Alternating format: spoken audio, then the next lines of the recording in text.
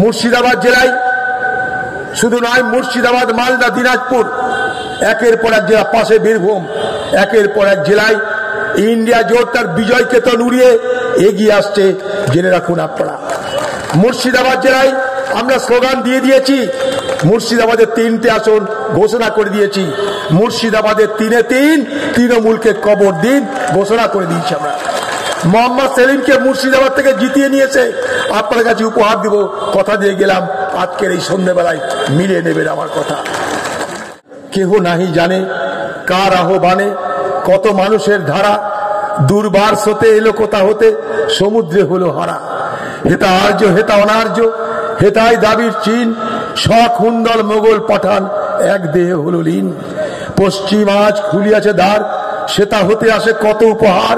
দেবে আর নেবে, মিলাবে মিলিবে, যাবে না ফিরে এই ভারতের মহামানবের সাগর তীরে। আমরা এই সংস্কৃতির দ্বারাই লালিত পালিত হয়েছি। আজ এই সংস্কৃতি ভারতবর্ষে ভুলুণ্ঠিত হচ্ছে।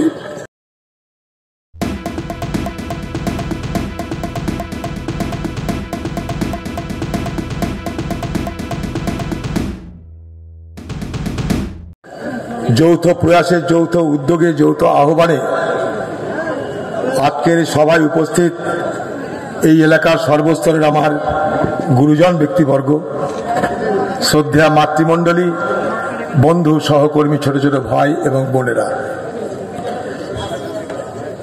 সময় আমাদের হাতে একদমই কম। রাস্তাতে সুজনদা, মোহাম্মদ সেলিম তারাও আসছে।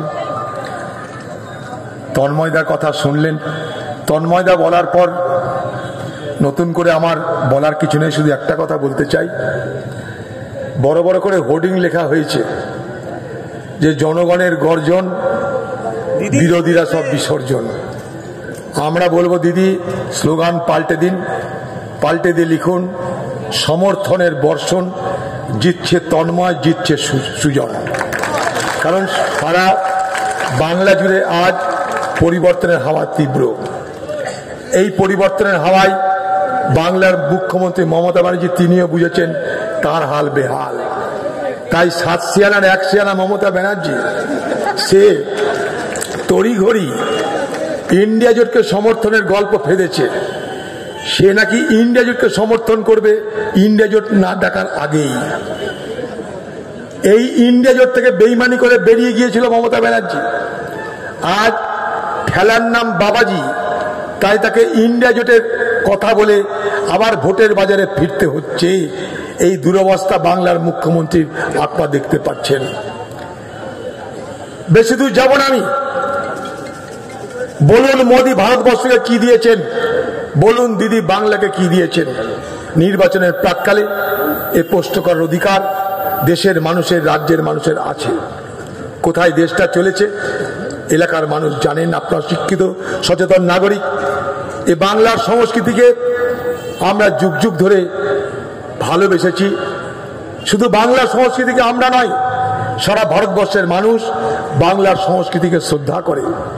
হ্যাঁ, ভারতবর্ষের পার্লামেন্টে গিয়েও দেখেছি সেখানকার বিভিন্ন রাজ্যের এমপিরা তারা বাংলার নাম শুনলে শ্রদ্ধা তাদের মাথা অবনত হতো।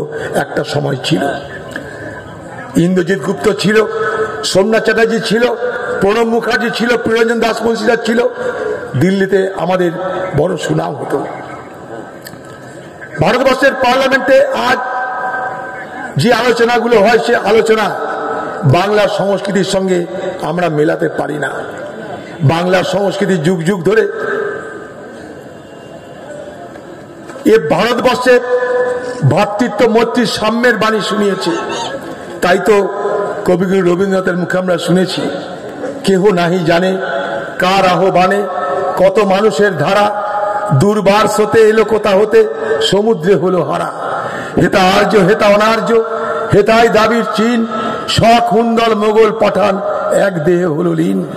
পশ্চিম আজ খুলিয়াছে দ্বার, সেটা হতে আসে কত উপহার।